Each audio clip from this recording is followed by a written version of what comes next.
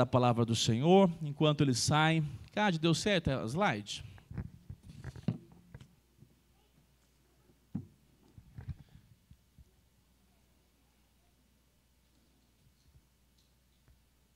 Vixe, Machado, dá uma olhada lá se a sala lá do fundo está com o professor, está tudo certo. Dá uma verificada com o Paulo lá, vê, vocês ajudam a resolver aí, tá? Irmãos, nós vamos estudar o livro de Êxodo, capítulo 20, como nós estamos fazendo nos últimos domingos. Domingo passado nós recebemos aqui o missionário, o pastor Paulo, então nós tivemos essa oportunidade tão especial de ouvi-lo, e hoje nós retornaremos então aos estudos da palavra do Senhor. Tem um casal que nos visita aqui, Deus abençoe vocês, viu, de maneira especial. Sejam muito bem-vindos. Êxodo capítulo 20. Nós estamos falando a respeito dos 10 mandamentos. Os 10 mandamentos dados pelo Senhor. E eu quero que você leia comigo no verso 1, verso 2, juntos. Nós vamos ler esses dois versículos. Verso 1 e verso 2. Coloca aí para nós, Cade, meu irmão, para que a igreja acompanhe comigo. Vamos ler uma só voz? Êxodo 20, verso 1 e verso 2. Diz assim a palavra do Senhor, vamos juntos. Então Deus falou todas estas palavras. Eu sou o Senhor, seu Deus. Vamos novamente, verso 2, vamos lá juntos. Eu sou o Senhor, seu Deus, que o tirei da terra do Egito, da casa da servidão. Observe que os 10 mandamentos não começam dizendo, eu quero que vocês sejam privados de qualquer coisa. Os 10 mandamentos não começam, como alguns imaginam, como simplesmente uma proibição. Pelo contrário, quem é esse povo que recebeu os 10 mandamentos? Quem é esse povo que recebe, nós chamamos as 10 palavras? Quem são esses que recebem o decálogo, a lei de Deus? A palavra de Deus nos apresenta que esse povo esteve cativo durante 400 anos. Mais de 400 anos estiveram cativos. E Deus lembrou do sofrimento que eles passavam. Deus viu o que estava acontecendo e diz o texto lá, aqui mesmo em Êxodo, que o sofrimento chegou, o clamor desse povo chegou a Deus. E Deus olha e age com misericórdia. Deus olha e observa e avalia e intervém. Deus nunca esqueceu. Deus tinha um plano sobre essa nação, a nação de Israel. E agora, quando nós temos aqui no capítulo 20, você precisa lembrar que esse povo foi tirado do Egito com a mão poderosa de Deus. Eles saíram debaixo dessa mão que puniu os egípcios para entender que o Deus verdadeiro era o Deus de Israel. Não ficou dúvidas, afinal de contas, o próprio faraó teve a perda de um filho. As pragas que aconteceram foram todas para dizer que o Deus de Israel é poderoso. Mas notem, quando chega aqui ao pé do Monte Carmelo, nesse contexto da entrega dos 10 mandamentos, Deus declara algo. E olha o que ele diz. Eu sou o Senhor. Essa palavra é uma das palavras mais enigmáticas quando define a respeito do nome de Deus. É aquela expressão, eu sou o que sou. Eu sou o Deus que não há outro como eu. Eu sou o único Deus. E observe, versículo 2, você está com a sua Bíblia aí? Esse Deus poderoso, que é Senhor, que é glorioso, fez o quê? Os tirei da terra do Egito, da casa. Então a coisa não estava boa para Israel.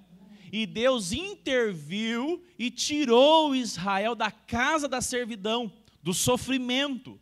Eles estavam sofrendo debaixo de chicotes. E Deus resgata esse povo, liberta esse povo e promete uma terra, dizendo: eu darei a vocês uma terra e farei de vocês a minha nação peculiar. Eu me revelarei a vocês. E agora, nós temos, a partir do verso 3, os 10 mandamentos. Nós já estudamos o mandamento 1, 2, 3, 4, 5 e 6. Para não ficar difícil, eu pergunto, vamos lembrar o 5º e o 6º mandamento? Vamos lembrar? Qual é o 5º mandamento? Honra teu pai e tua mãe. E o 6º? Não mate, não matarás. Os 2 mandamentos que nós estudamos nesses últimos domingos. Todos os mandamentos, começando com o primeiro: não terás, não tenha outros deuses diante de mim. O que Deus está chamando esse povo? Para aquele termo que nós gostamos muito como presbiterianos, qual é o termo? Para uma comunhão? Vamos melhorar esse nome? Relacionamento. Qual é o símbolo desse relacionamento? Aliança. Muito bem, muito bem. Deus chama um povo para uma aliança, um pacto, um compromisso. Deus se revela a esse povo e diz: eu desejo que vocês sejam abençoados. Eu desejo que vocês sejam conduzidos por mim e comigo e tenham da minha paz. E o que acontecia na época? Vamos lembrar? O povo de Israel peregrinou por 40 dias no deserto. Eles caminharam muito, muito. E o texto vai dizer aqui, apontando quando Moisés entrega os mandamentos, eles estavam todos lá de joelhos, aguardando as tábuas da lei, foi assim? Eles estavam o quê? Por quê? Por que será? Vou ajudar para a resposta, num contexto que eu estou pensando aqui. Qual é a dificuldade deles? Esperar, crer, obediência. Mas vamos lembrar de onde eles vieram. Eles conheciam qual cultura? Do Egito e dos vizinhos.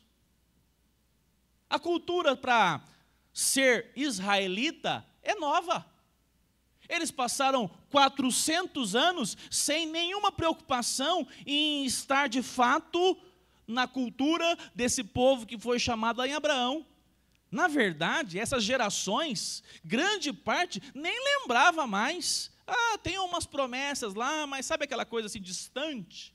O povo de Israel, além de ficar 400 anos no Egito e aculturar-se, ele também tinha vizinhos. E os povos vizinhos, o que eles mais tinham? Lembra o que os povos vizinhos tinham? Deuses. E monoteísta. Todos os deuses eram os povos vizinhos eram politeístas. Eles tinham vários deuses. Qual Deus que você está se referindo? A esse aqui, a esse aqui, a este poste ídolo aqui? Deus se revela dizendo: eu sou o Senhor. Ele declara dizendo: vocês não devem ter outros deuses. E ele vai falando cada mandamento, com a perspectiva que agora, esse povo que recebe a lei de Deus, precisa entender que Deus deseja exclusividade. Deus deseja que esse povo caminhe debaixo do cuidado dele. Porque Deus cuida, amém? Mas Deus faz o que também com o povo de Israel? Corrige, boa palavra.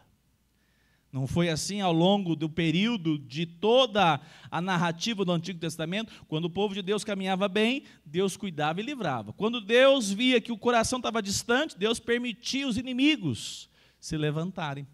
Então eu quero chegar hoje, nessa manhã, para que você observe que Deus não é um estraga-prazer. Deus não é alguém, um Deus sádico, que diz assim, eu quero só a adoração e eu quero que você sofra para me adorar. Você vai ter que, olha, você vai ter que perder muito para me adorar. Não. Deus deseja o melhor para o seu povo. E por isso que Ele chama esse povo para, ao invés de adorar falsos deuses, Ele se revela como o único Deus vivo. E agora, o 7º mandamento, nós vamos ler juntos. Vamos lá, versículo 14, vamos ler juntos. Diz assim a palavra do Senhor: não cometa adultério. Então esse é o 7º mandamento. Por quê? Porque a nação de Israel tinha povos vizinhos. Porque a cultura egípcia não era uma cultura também que tinha o referencial da palavra de Deus. O que chama a atenção, e é impressionante, é que até mesmo o código chamado Código de Hammurabi, que ele é antes, inclusive, da confecção do Antigo Testamento, já fala que o casamento deve ser preservado. Olha que interessante, que o adultério, a falta desse comportamento de fidelidade, deve ser rejeitado. E é interessante, porque nesse contexto você vê a graça comum de Deus. E é interessante de fato, porque isso vai diferenciar inclusive os seres humanos dos animais. Afinal de contas, essa é uma relação onde a sociedade, apesar de não conhecer Deus, tem os seus clãs e eles querem ordem. Eu estava vendo, só um detalhe, uma observação. Eu estava vendo ontem, eu não mandei para ninguém, nem para os meus irmãos, eu não mandei, porque eu falei assim, a gente já compartilha tanta coisa ruim, mas eu recebi um vídeo do integrante aqui do presídio Jácio de Assis, porque aconteceu umas acusações lá e comprovaram, e o rapaz conta como é que o PCC comanda aqui no Jácio de Assis. E ele vai narrando, o fulano de tal só faltou falar escriba, tem um nome lá dela dos mala, é o que tem um nome estranho lá, o registro, é isso mesmo, Machado, não. Registro, você vai pegando lá as funções, o outro é o que liga lá para o comando, o outro é o que faz acontecer, ou manda matar, ou dá a tunda no camarada. Se você ouvir, são 18 minutos, eu falei assim, misericórdia. Tudo que eu ouvi ali eu já imaginava, mas sabe o que eu fiquei admirado? Com a organização. Pensa, tudo organizadinho, tudo tem um grupo, olha, são até conciliares, só falta ser presbiterianos. Você tem um grupo que toma decisão, você tem uma cúpula que toma decisão, e não é, digamos assim, isolado. Olha que interessante, modelo de Jetro, né? Moisés, não cuida desse povo sozinho, coloca vários para te ajudar a cuidar do povo. É o mal organizado, Paulo, é isso mesmo. E aí chama atenção, sabe por quê? Porque a sociedade sem Deus, ela pode ser sem Deus, mas ela não quer bagunça. Entenda o que eu quero dizer, a formação da sociedade. Ele não quer que atinja os valores dele, ainda que não tenha valores nenhum. Se consegue comprovar, se praticar isso é outro detalhe, mas pelo menos esse era o ideal de qualquer sociedade naquela época. Não é novidade ser fiel, de maneira que o casamento deveria ser preservado. Não, não é só no contexto judaico-cristão, não. Mas, sobretudo, Deus faz aqui uma chamada. Lembre-se do projeto que eu tenho para vocês. E Deus faz eles rememorar. Vamos abrir lá em Gênesis, capítulo 2. Abra sua Bíblia aí em Gênesis 2. Gênesis 2, verso 18. Adão era feliz? Não, então vamos fazer o seguinte. Adão era feliz no capítulo 2 de Gênesis? A queda no capítulo 3. Ele era feliz no capítulo 2? Olha, gente, se não tinha pecado, ele era muito feliz. Ele era o quê? Ele era muito, exatamente, era um bem-aventurado, ele era satisfeito. Você acha que ele foi dar o nome para os bichos assim? Ah, vou dar a anta. Não, ele se inspirou. Ele falou, nossa, que animal diferente, anta. Esse aqui, cavalo. Ele foi feliz. Eu tenho que fazer essa apresentação, Aí Deus disse assim, mas você quer ser feliz mesmo? Ele não fez a pergunta, né? É uma pergunta retórica. Oh Deus, eu estou feliz. Você vai ver o que é felicidade. Eu vou te dar uma companheira, Adão. Não vai falar, ei, aí começou. Não tinha a queda. Você já pensou como que era a harmonia desse casal? Alguém vai dizer, nunca mais deram certo, porque depois que a queda aconteceu, eles ficavam pensando, nossa, o que nós perdemos, né? Só Cristo para poder restaurar de fato. Mas notem, capítulo 2 diz assim, o Senhor Deus, não foi Adão que pediu, Adão nem sabia que podia ser algo ainda melhor. Não é bom que o homem esteja só. Olha só, Deus viu isso. E quando Adão estava colocando o nome aos animais, ele nem notou que lhe faltava, ele só observava que tinha sempre dois, o casal, mas ele não sentiu falta. Mas Deus, sendo cuidadoso, protetor e mais, desejando a felicidade. Aí é onde entra a questão que nós não temos um Deus sádico. Deus deseja que o homem seja feliz. E a felicidade do homem começa em quem? Nele mesmo, exatamente. Adão estava feliz em Deus. Adão continuou feliz quando agora, olha só, capítulo 2, verso 21. Então o Senhor Deus fez cair um pesado sono sobre o homem, e este adormeceu. Tirou-lhe uma das costelas e fechou o lugar com carne. E da costela que havia tirado do homem, o Senhor Deus formou uma mulher e a levou até ele. Agora a declaração mais linda. E o homem disse, essa é a final. Esta afinal é osso dos meus ossos e carne da minha carne. Será chamada varoa, porque foi tirado do varão, ou melhor, porque do varão foi tirado. E agora vamos ler juntos o verso 24? Por isso, o homem deixa pai e mãe e se une, tornando-se dois, uma só. Deus estabeleceu o casamento. Deus disse, Adão, ela é para você. Eu fiz Eva para você, Adão. Adão, você é de Eva. E notem, Deus fez porque Ele quis fazer e dar essa satisfação ainda maior ao homem. Ele já tinha tudo. Mas Deus disse, agora eu vou dar um presente especial, Adão. E o versículo 24 diz o quê? O homem deve deixar pai e mãe e se une a quem? Ao Ivo. Como diz o pastor Augusto Nicodemos, o Adão se junta ao Ivo, é assim?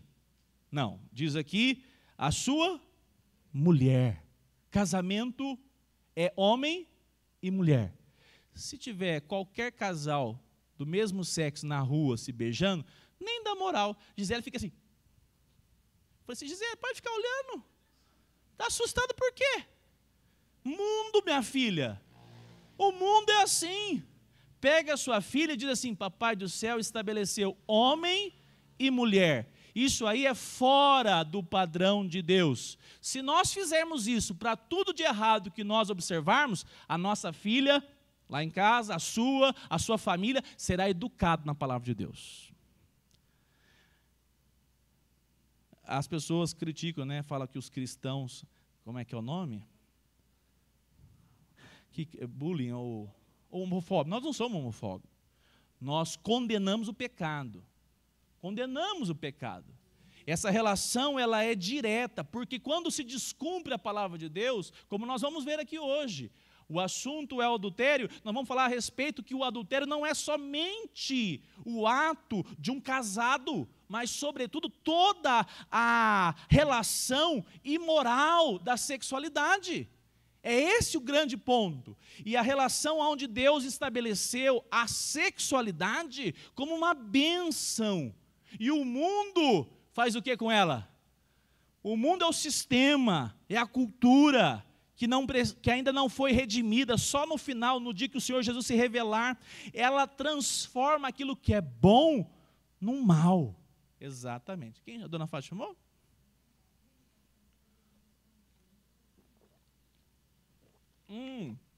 Bem observado. Até uma pastoral. Você tem lá um parente, um primo, um sobrinho, sem quem for. E aí começa com essa questão da homossexualidade. Ao invés de você ficar sendo o primeiro a querer colocar a pessoa na fogueira, você diz para ela: olha, eu estou orando por você. Ganhe a amizade dele e dela. Se possível, seja você aquela que ela vai chegar e falar assim: oh, minha tia, minha prima, minha irmã, eu estou angustiada. Mas por que você está angustiada? Seja sábio para evangelizar alguém, sobretudo nessa área.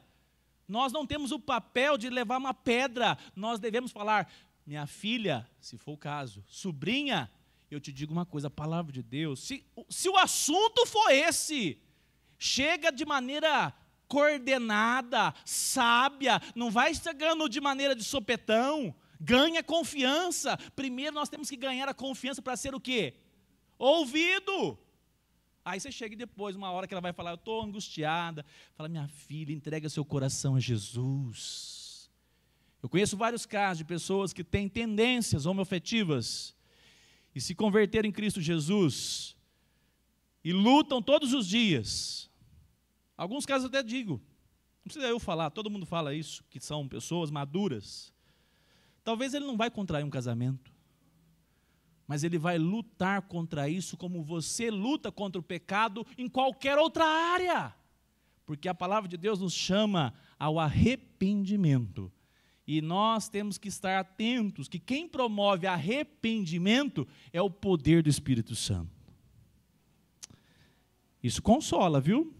Porque tem muito crente histérico aí, que ao invés de abraçar primeiro, sai, aquela palavra feia, né? Caça as bruxas. Isso é muito errado. Nós não abrimos mão do que é correto. Se é pecado, nós vamos dizer. Mas nós temos muita maneira de dizer, sobretudo aqueles que nós amamos. Fechou? Amém? Vamos voltar aqui então ao nosso assunto. O nosso assunto hoje, então, é a respeito: não adulterarás. Esse é o tema do 7º mandamento. Notem que Deus estabeleceu um lugar para a sexualidade. Deus preparou o matrimônio. Deus preparou o casamento para a sexualidade. Vocês vão concordar comigo. A maioria, todos aqui são adultos. Qualquer lugar da sexualidade que não for no leito do matrimônio, não há paz. A angústia.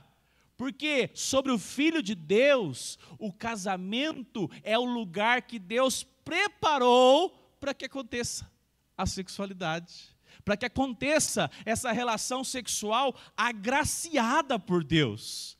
Olha que privilégio. Deus cuidando, Deus chamando o seu povo. E tem tanta besteira hoje em dia, né? Acham até, inclusive, que a sexualidade não foi Deus que deu. Como assim, como não foi Deus que deu? se foi Deus que deu ao homem uma esposa e deu a ela a graça de ser como homem, perfeitos, no sentido de um estar sendo agora apoio ao outro. Vamos começar falando a respeito do que Jesus disse a respeito do adultério? Vamos caminhar aqui então na tela aqui, por favor. Êxodo 20:14, nós lemos. Nós temos essa relação destrutiva do adultério, porque ele promove algo que qualquer pessoa, qualquer ser humano pode ser tentado nessa área. Por sinal, isso acontece, a tentação. Contudo, por quê? Porque a nossa mente, ela é aquela que vai fabricar a construção de algo prático. Mas Jesus trouxe uma régua maior, não foi? Jesus tirou o mandamento ou ele ampliou? Ele creditou o mandamento. Vamos ler lá em Mateus? Próxima tela, por favor. A próxima para pegar a referência. Aqui que eu estou sem a... Mateus 5, abra a sua Bíblia aí. Mateus 5, 27.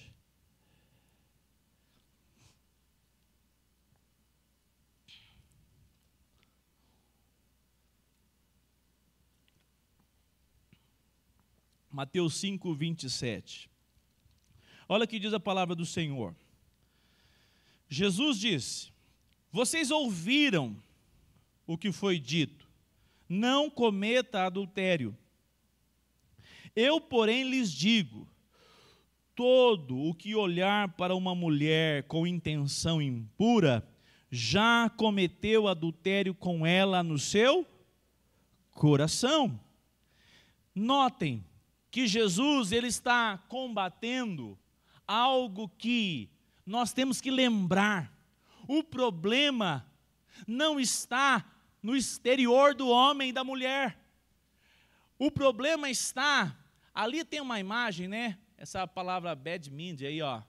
A mente corrupta, a mente, os pensamentos distorcidos, porque o pecado produziu na nossa mente. Quando falar mente, entenda a mesma coisa que coração, é o centro das emoções. O pecado adulterou, o pecado tirou a santidade da nossa mente, da pureza.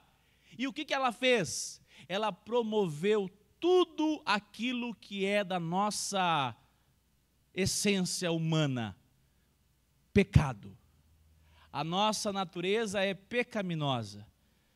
O salmista diz que quando que o pecado estava com ele, desde quando? Desde quando ele foi concebido pela sua mãe. O pecado não é com 8 anos. A minha bebezinha é linda, mas eu já sei que ela é pecadora.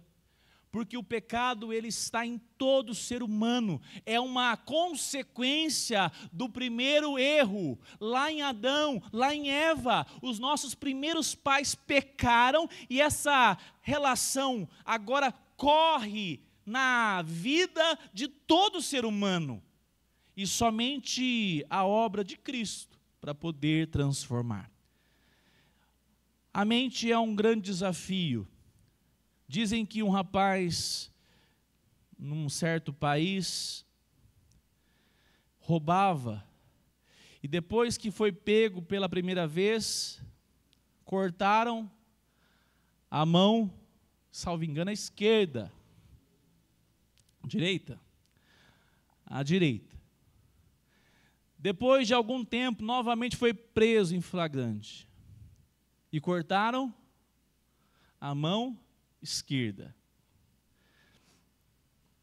Passado alguns anos, a sociedade estava mais tranquila, com um ladrão a menos. Esse mesmo rapaz foi preso roubando com os dentes, tentando buscar um objeto com a boca.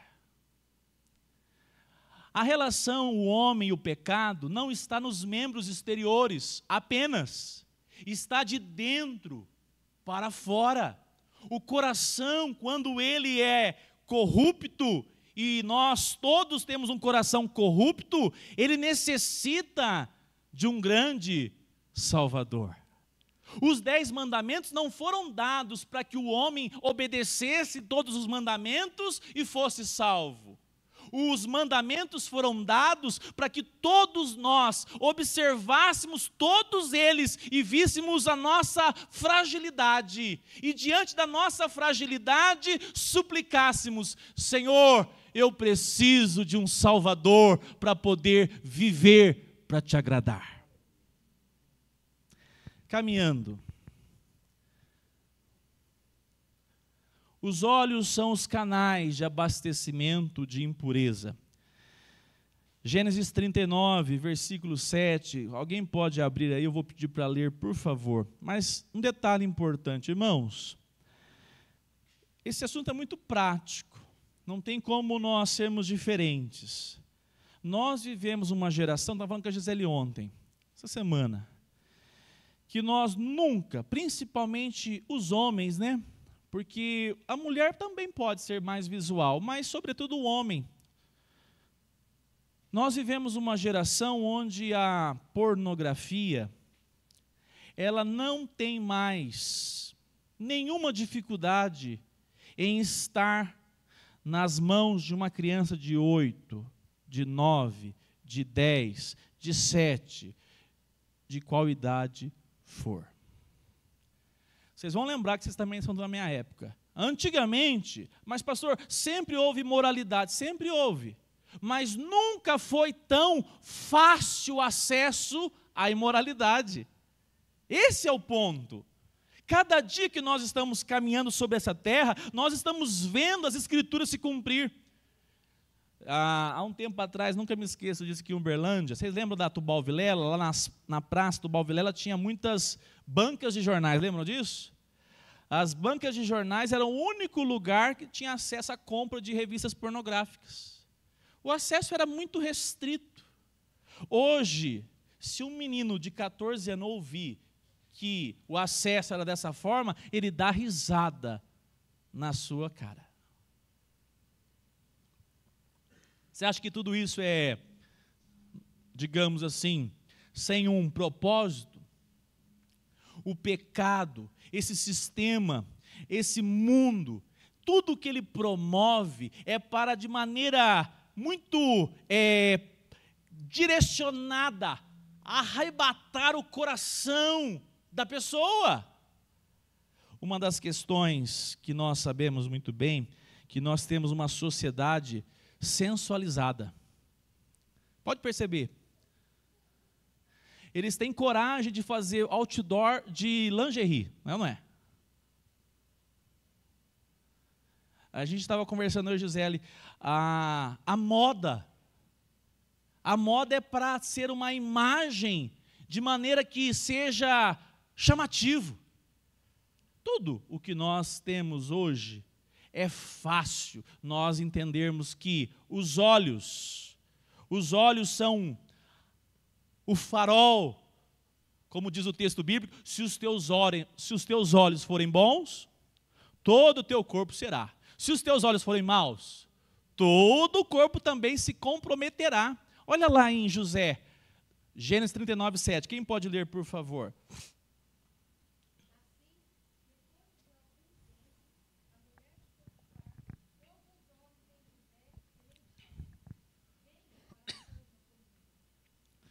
A mulher colocou os olhos em José e, opa!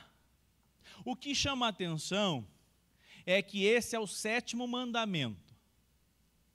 Os judeus, vocês lembram como é que eles matavam as pessoas para não descumprir o 6º mandamento? Como é que eles faziam?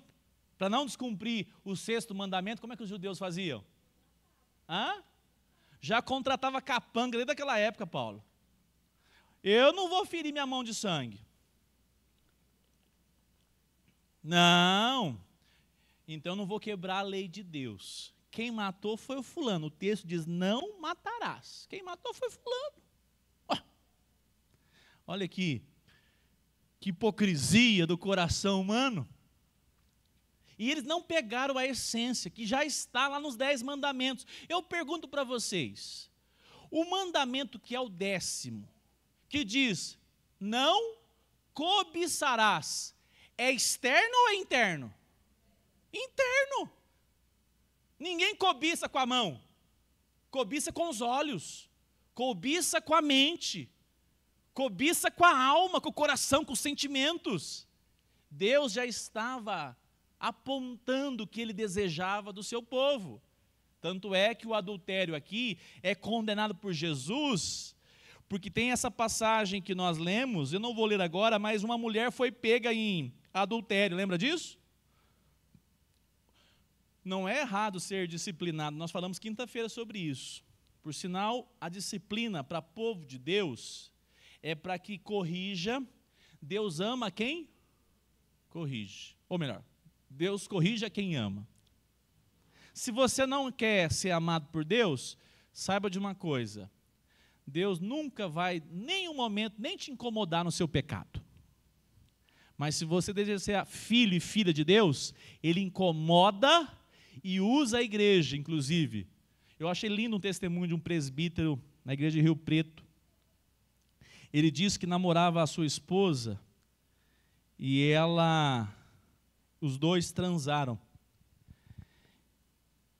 E além de tudo, eles nem sabiam, mas viria a filha deles, a primeira. Ele, filho de presbítero, viu aquela cena, procurou o pai, contou e disse, eu já estou arrependido do meu pecado. Olha que interessante, ele namorava para casar a moça. Não é o caso de alguns, que ficam naquela maçã no barro. Não, ele queria casar com a moça. Mas ele disse, eu errei. E eu vou me apresentar ao conselho. O pai dele, inclusive, fazia parte do conselho. E se apresentou e confessou e disse mais. Não era necessário, porque ele já se apresentou diante de um concílio. O conselho serve para isso. O que normalmente acontece é que no conselho se disciplina, pastoreia. Você já viu o pai que ama filho? Como é que ele disciplina?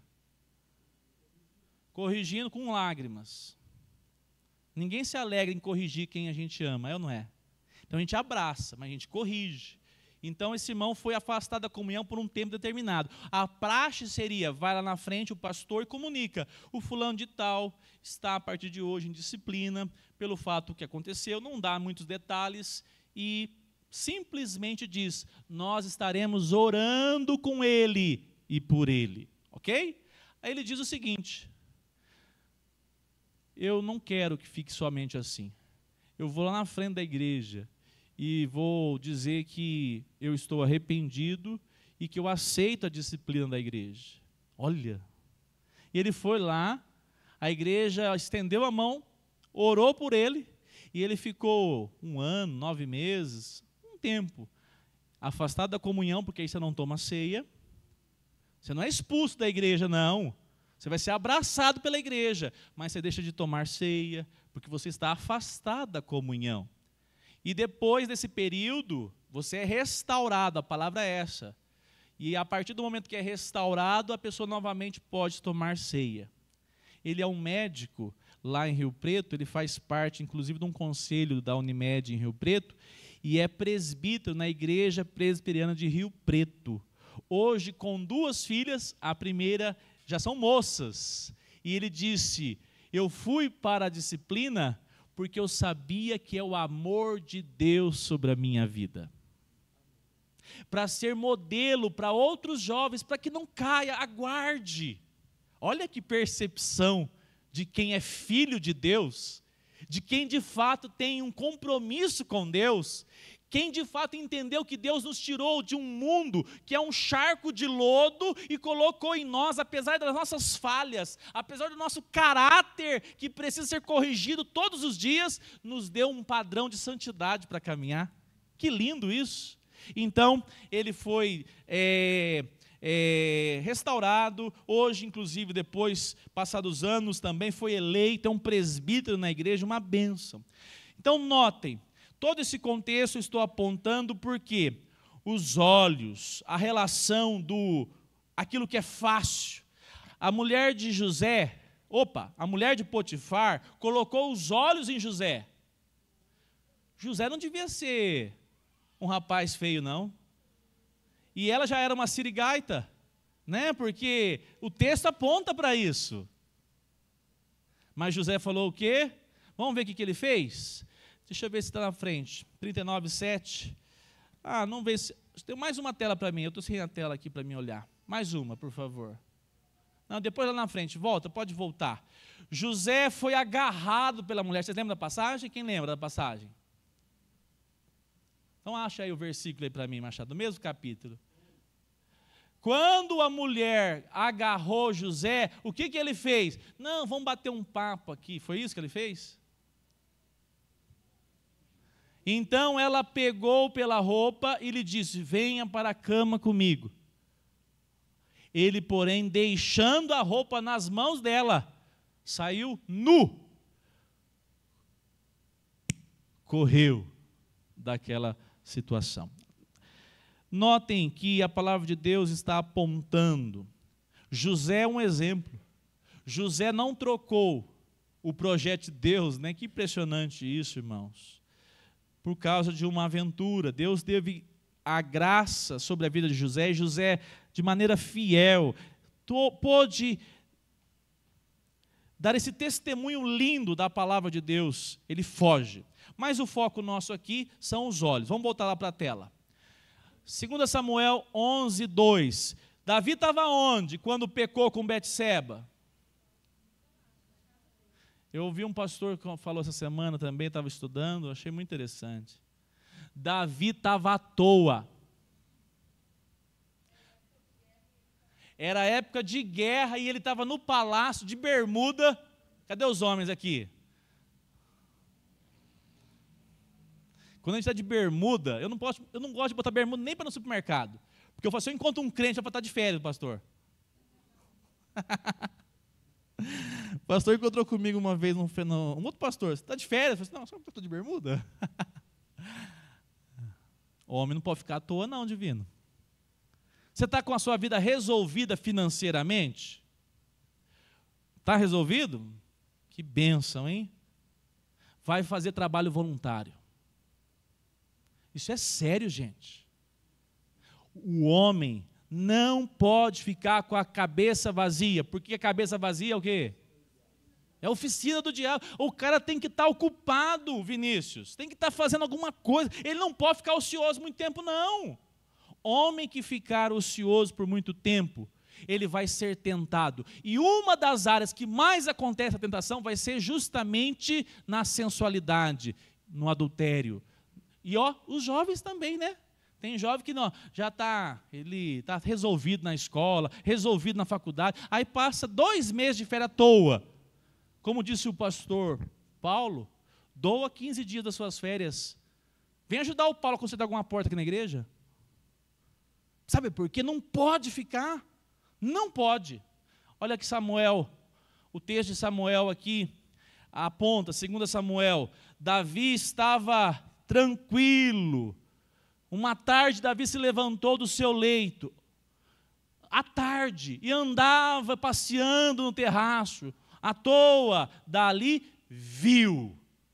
Ali foi o problema. Ele viu a mulher. E quando ele viu, ele estava à toa mesmo.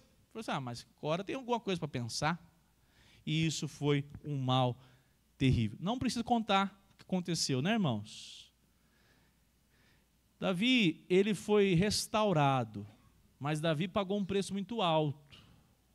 Davi, sobretudo, perde um filho. Davi foi aquele que foi disciplinado por Deus de maneira severa. Davi se arrepende, Davi foi restaurado, porque nós também temos um Deus de misericórdia e graça. Louvado seja Deus por isso. Caminhando. Mais uma. Outras vezes o pecado se apresenta, ou melhor, é apresentado não somente aos olhos. Aqui da imagem, pode passar mais uma. Eu quero a pornografia, né? Eu acho que pornografia hoje é chover no molhado. Eu digo isso aqui porque, irmãos, a pornografia pode, inclusive, alcançar homens casados. A pornografia, ela é algo hoje, no nosso contexto social, perigosíssimo. Você está lendo uma reportagem de futebol, vai ter uma chamada lá para você acessar alguma coisa que é pornográfica. Vou falar uma coisa polêmica, posso? Posso. Sou pastor por enquanto aqui, então vou falar. Homens, tem mulheres que é melhor você não seguir no Instagram. Se possível, nem tenha o Instagram. Eu comecei a ter muita dificuldade. Falei assim, nossa, não consigo ver nada, não posso postar nada. Homens, nós não acessamos pornografia só com sites que todos sabem que são pornográficos. Se você tem pessoas que não sabem se vestir, não vamos falar sobre isso, com modéstia, o que seria isso? Não vamos explicar. Se são pessoas vulgares e você continua lá, ainda que você não clique, mas você continua com esse olhar, o coração vai continuar inflamado para a imoralidade. Hoje a pornografia não é mais apenas um site, a pornografia é inclusive os vídeos que nós assistimos. Tem muitos filmes que eles não têm nem legenda maior de 18 anos, não tem. E que na verdade são pornografias. Olha só a definição de pornografia: coleção de pinturas ou gravuras obscenas, características que ferem o pudor, filme, obscenidade, indecência, licenciosidade, o sexo sendo tratado como chulo. O sexo foi criado por quem? Deus. O mundo quer macular, já maculou, ele promove tudo que é sujo para associar ao sexo. Tem muita gente que vai assistir depois, pode, inclusive passa para os adolescentes, depois indica lá para assistir. Tem jovens que pensam assim, não, mas eu sou jovem, eu acesso a pornografia. Você tem uma grande chance de, quando você se casar, se não for pela graça de Deus, você querer reproduzir aquilo que você viu em filmes pornográficos na sua casa, no seu casamento, porque essa é uma mente que foi bombardeada pelo lixo e depois quer trazer para a sua vida. E o que acontece? Acontece aquela situação de um casal que vai dizer, não, mas o marido, não, mas não é do jeito que eu imaginei. Qual o jeito que você imaginou? O padrão lixo do mundo. Então o homem, o jovem, tem que correr disso. Saiba que você não precisa de ter essas imagens para você já ser tentado. Não precisa. Mas se você deixar essas imagens diante dos seus olhos, diante dos nossos olhos, aí sim, nós seremos presas fáceis. Sobretudo, acho que a imagem, sobretudo os homens são mais tentados, né? Já vou falar, porque nosso tempo também não está muito longo. É interessante, irmãs, a mulher tem que ser sábia, como diz o texto bíblico. Mas o corpo é meu, não é assim que o mundo fala? O corpo é meu e a roupa eu comprei. O que vocês têm a ver com isso? Depende. Se você é filisteia, não tem problema nenhum. Egípcia, não tem problema nenhum. Mas se você é filha de Deus, Israel de Deus, você tem que pensar assim, olha, eu não tenho mal intenção nenhuma. Mas se eu deixar uma roupa muito chamativa, eu posso fazer o meu irmão pecar. E por causa disso, Romanos diz, se alguém de repente sabe que está fazendo alguém pecar por causa de alguma coisa que seria livre, você deixa de fazer. Uma coisa que chama atenção é que quando fala modéstia, quando fala decência, as pessoas já partem para um extremo, né, Glaucio? Eu não sei se a piada vale a pena, mas o pastor Nicodemos conta que, eu conhecia ela já, 2 senhoras, mulheres, não são senhoras não, mulheres, iam à igreja e o culto ficou tarde e elas eram aquelas assim, que vestiam um vestido aqui fechado no pescoço e no tornozelo. Nunca depilaram as pernas. também nunca fizeram nenhuma correção nas sobrancelhas, dava 3 dedos. E aí elas ficaram atrasadas para ir embora, perdeu, na época, o ônibus, e a igreja ficava atrás de um cemitério. Tinha que contornar o cemitério para ir para casa. E aí as duas falaram, vamos juntas, Deus é mais conosco. Essa expressão feia, né? Nem gosto de usar ela. Deus é Senhor nas nossas vidas, vai agora nos guardar. A história que conta isso. Mas ela chegou numa certa altura, apareceu quem? O motoqueiro. Não é nem um fantasma, não, é um motoqueiro mesmo. De frente ao cemitério. E aí o rapaz falou assim, a bolsa ou a vida? Aí a Maria olhou para a irmã Antônia, Joana, sei lá, e disse, olha, entrega para ele a bolsa, porque a vida, nós já não somos desse mundo mesmo. Diz que o rapaz da moto deixou e correu até hoje, está correndo, né, desesperado daquelas duas senhoras. Irmãos, nós sabemos muito bem, que nós não estamos falando para mulheres sobretudo. Eu vou falar dos homens. Os homens agora usam umas roupas tão ajustadas que uma hora eu vou te falar. Eles ficam numa situação difícil, no meio do shopping center. Porque é tão agarrado às calças que é uma coisa absurda. E eu não estou nem falando respeito aos que gostam no tornozelo a calça, viu, Machado? Não tem problema, isso aí eu até tolero, mas agarrado não dá, né? É umas coisas feias. As blusinhas, né? O cara faz uma academia, tem um peitoral, já bota uma camisa cavada para ir na igreja. Misericórdia, eu bato, eu falo assim, irmão, deixa eu te falar, se eu conhecer Paulo, eu falo assim, Paulo, o que é isso? Vai botar uma roupa, irmão, que você já é forte, não tem problema não, mas isso não é para ficar assim não, é. Essa relação de bom senso, irmão, é para que os olhos de quem nos vê, nós sejamos bênção na vida dele, e não alguém que está promovendo aquilo que você nem deseja. Às vezes a pessoa está sem intenção, mas pode estar promovendo, é uma relação. Mas tem muita coisa bonita, para ser usada. Você quer ver um detalhe? As nossas crianças precisam aproveitar a fase de criança, pai e mãe, veste roupas de criança nos seus filhos. Eles já vão ser tentados e confrontados na adolescência e juventude por muito tempo.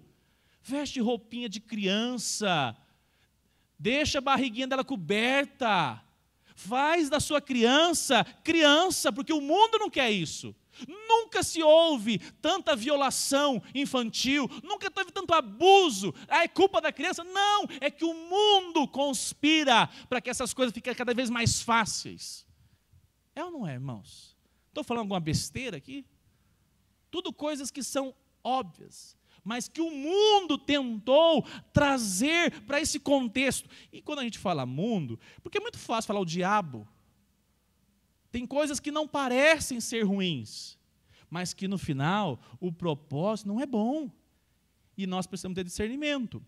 Então essa relação daquilo que nós vemos tem que de fato ser observado. Para os adolescentes e jovens, você tem dificuldade com pornografia, já acessou, o coleguinha ofereceu, conte para alguém de sua confiança. Se você for um filho de Deus, tenha coragem de contar para alguém que você saiba que é sério. Se possível, conte para o seu papai. Fala assim, pai, aconteceu isso, aconteceu assim. Eu tenho certeza que não apenas ele vai te ajudar, como ele vai te acompanhar. Mas eu tenho sido acessado, pastor, isso é bom. Pastor, quero que o senhor ore por mim. Como jovem, eu preciso vencer. Eu preciso ter graça para não acessar.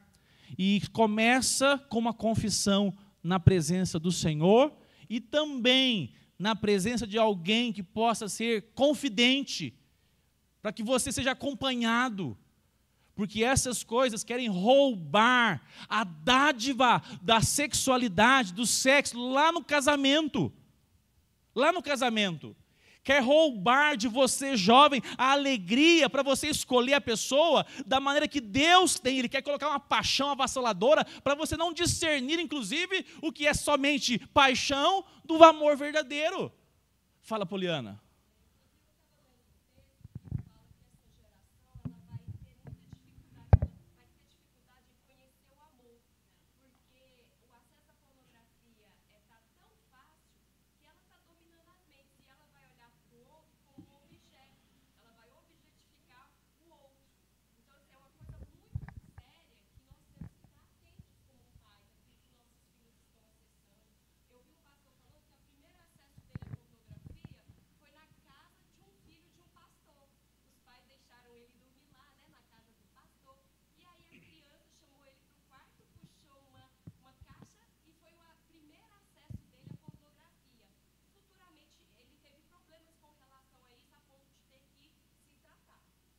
Exatamente. Há um livro, eu até não li, mas eu quero colocar na minha fila aí, urgente, mas eu achei muito interessante. Fala sobre isso, Poliana, relacionamentos líquidos. Aquele sociólogo, Bauman. Isso. Eu achei muito interessante, eu estava vendo, inclusive, é um colega da Gisele que é pastor, o Laerte, como é que ele chama? Fugiu o nome dele aqui, já que eu lembro da Central, já foi da Central, seminarista, e agora achei muito profundo o estudo que ele fez, achei muito interessante trabalhar com jovens sobre esse assunto. A banalização da sexualidade rouba do jovem até o discernimento se ele de fato deseja aquela pessoa, porque ele a ama, ou porque ele é um objeto sexual que agora está acessível a ele, e ele se envolve, e até mesmo nesse contexto, qual que é a ideia do mundo aí fora? Opa, relacionei, transei, tchau, talvez um dia, talvez nunca mais. Quando que isso começou, irmãos? Vamos lembrar a respeito da geração anos 60, anos 70? Teve aquele festival de rock and roll, qual que era a máxima? Sexo, drogas e rock and roll. Acontece que a sociedade vai se deteriorando dia após dia, não é uma hora para outra. Quando se falava isso, a relação a respeito, por exemplo, dessa banalização da sexualidade, era, digamos assim, ainda mais restrita. Você vê o número de divórcios que são alarmantes, alarmantes. E quando nós vamos observar tudo isso, se não for com a graça de Deus, se não for com discernimento, olha, vai continuar enfileirando o povo de Deus. Então a relação é, nós temos que ter para, sobretudo, os jovens, vamos falar dos jovens aqui agora, nesse momento, procure pessoas, pode ser o seu pastor, pode ser o seu líder da área dos adolescentes, dos jovens, pode ser alguém que vai te ajudar, você não pode caminhar sozinho, você tem que confessar, e se for adulto também, claro, procure o seu pastor. A primeira ação para você experimentar uma grande libertação nessa área é você confessar. Sabe por quê? Porque além da dádiva espiritual, Deus colocou pessoas para a gente poder abrir o coração, compartilhar as nossas fraquezas, antes que a coisa fique descontrolada. Hoje tem casamentos que são destruídos por causa da imoralidade, sobretudo pornográfica. Voltando para a nossa tela aqui, nós vamos caminhar para os detalhes finais aqui. A palavra porneia no Novo Testamento, ela tem um significado, imoralidade, prostituição ou impureza sexual. Quem pode ir lá e ler para nós, por favor, Efésios 5:3. Pornografia é impureza visualizada. Mais uma imagem. Pode passar a tela da projeção, por favor, Cade. Abriu aí em Efésios, pode ler, por favor.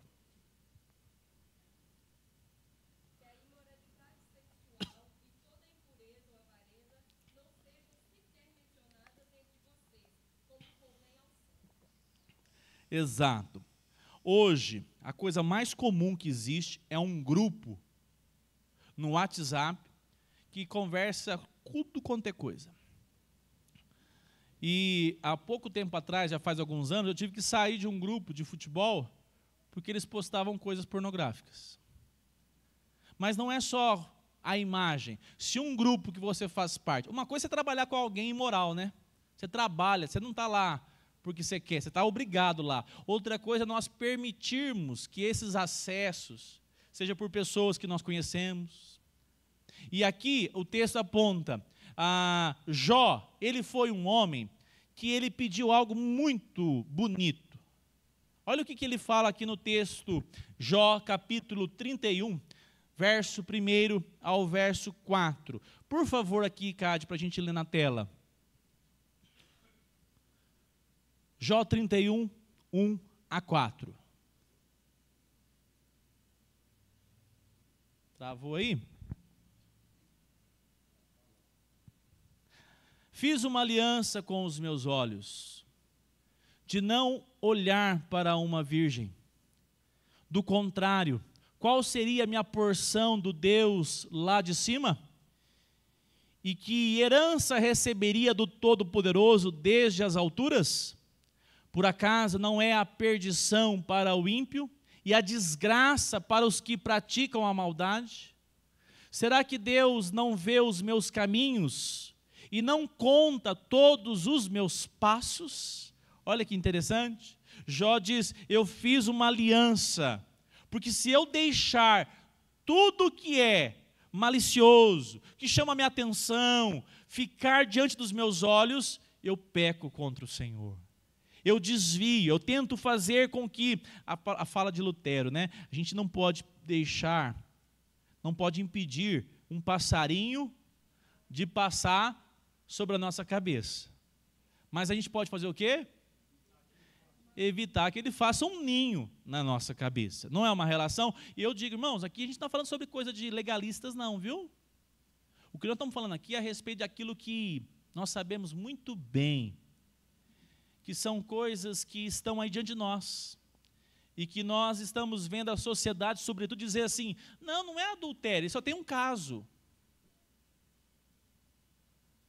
É muito triste, irmãos, porque isso é plano na sociedade de destruição. Mas os filhos de Deus são chamados para se guardarem e dizer, eu tenho a cultura que é celeste, o padrão de Deus na minha vida. Vamos caminhar aqui para nós encerrarmos. Olha sobre aspectos também que nós temos. Travou? Mais uma aí, por favor. Mais uma.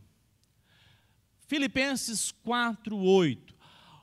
A obediência ao mandamento exige cuidado ao que também ouvimos. Aí eu vou aplicar. Gente, a pessoa fala, não, eu não assisto nada, não vejo nada errado, mas ama ler um livro imoral. Eu estava com a Gisele essa semana comprando um presentinho na leitura, na livraria. Se vocês, eu já tinha adolescentes da minha sala, do 6º ano, que me apresentou, é uma série agora, o nome agora, né? É uma série americana, 3 livros. Sobretudo, numa das fases que elas estão na formação da sexualidade, há um encontro, uma paixão por alguém do mesmo. É claro que eles iam fazer isso na literatura. E está nas mãos dos adolescentes. Quem vai forjar a sexualidade dos adolescentes? O mundo. O padrão mundano.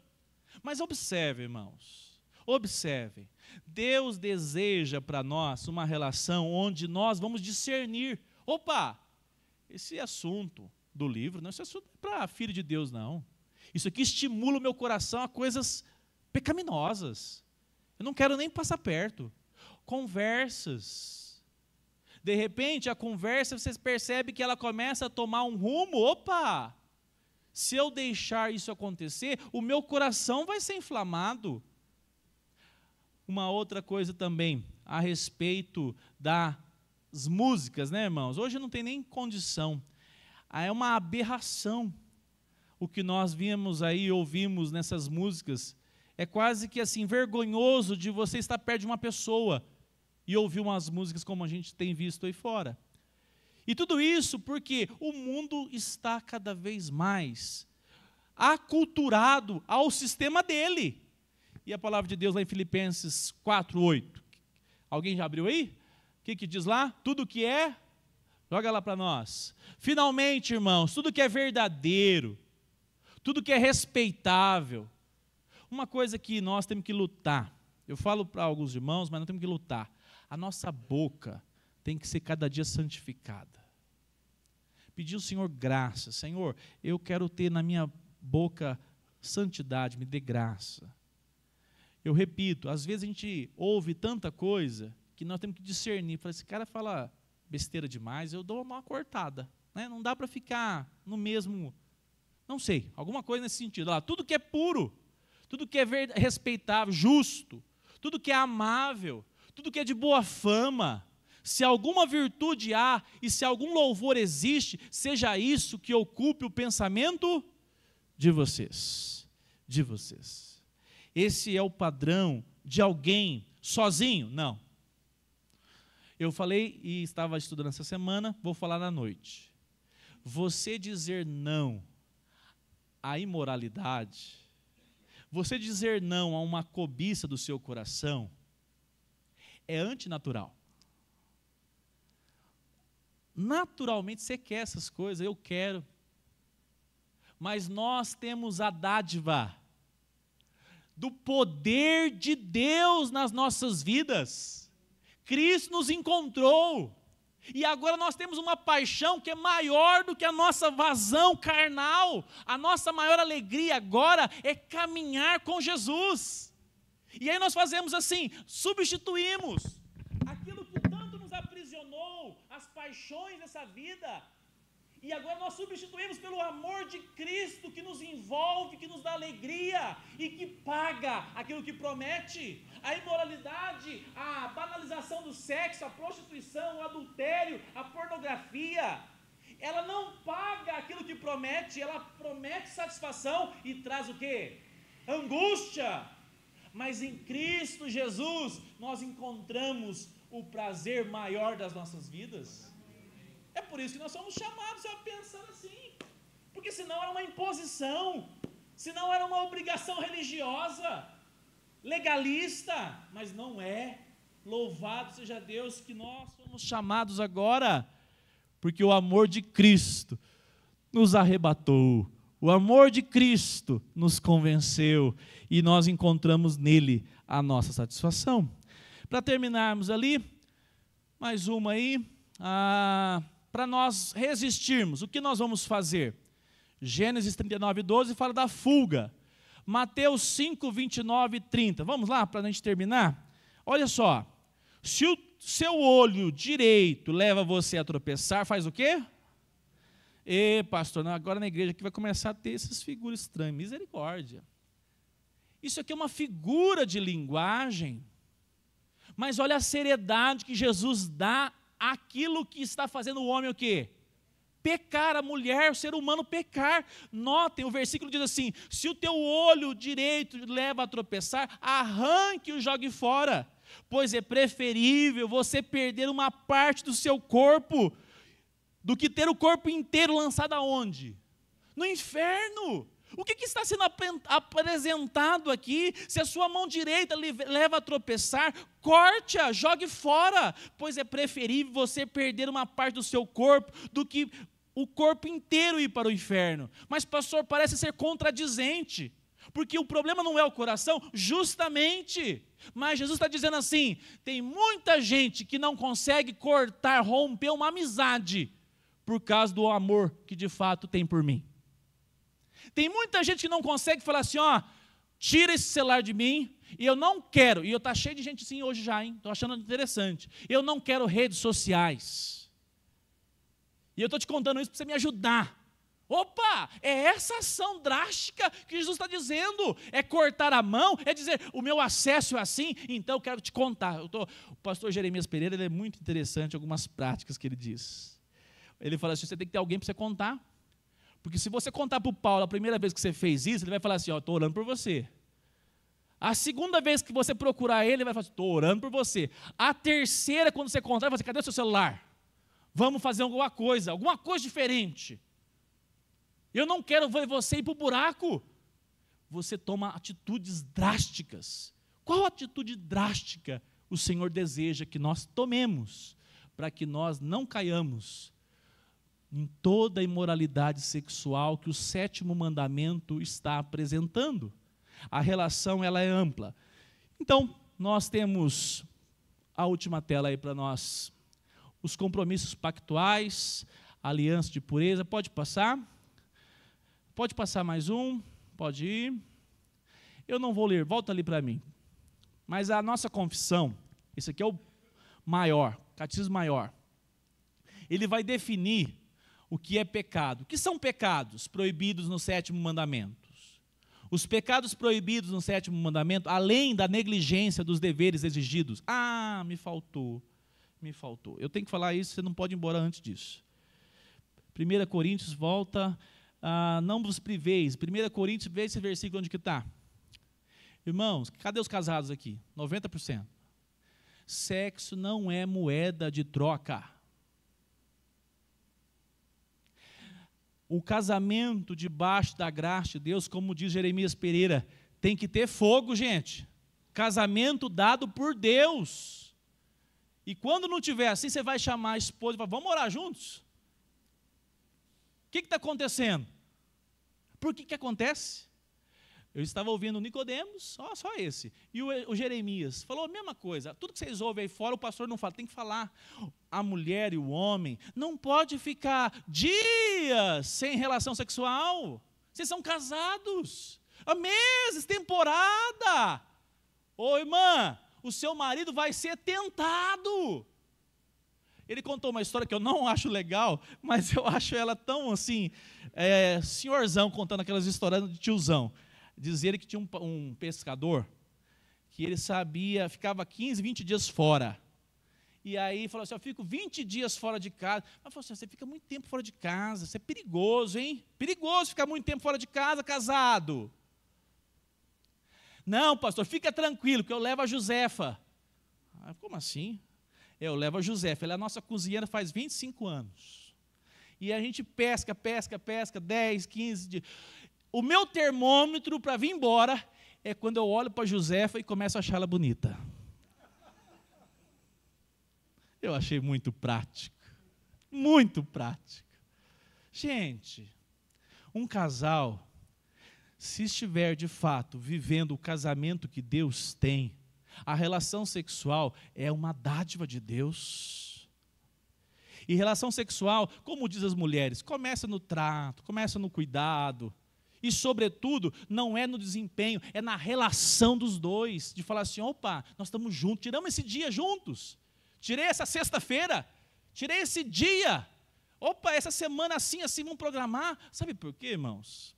Porque se a gente não toca nesse assunto, o mundo apresenta as ofertas dele.